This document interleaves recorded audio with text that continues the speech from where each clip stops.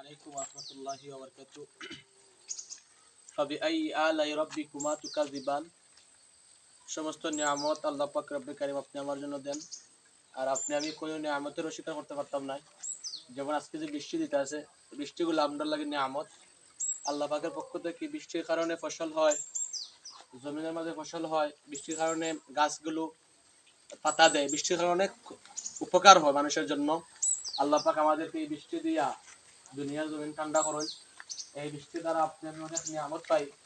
আল্লাহ পাক আপনারা আমার এই বৃষ্টির নিয়ামত দিয়া সবসময় ভরপুর করে রাখতা।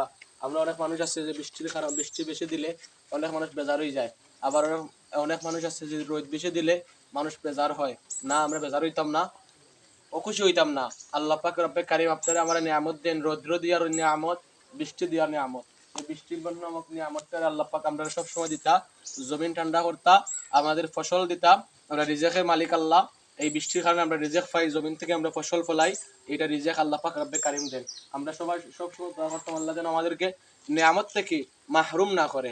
আমিন। ওয়া আখিরু দাওয়ানা আলহামদুলিল্লাহি রাব্বিল আলামিন।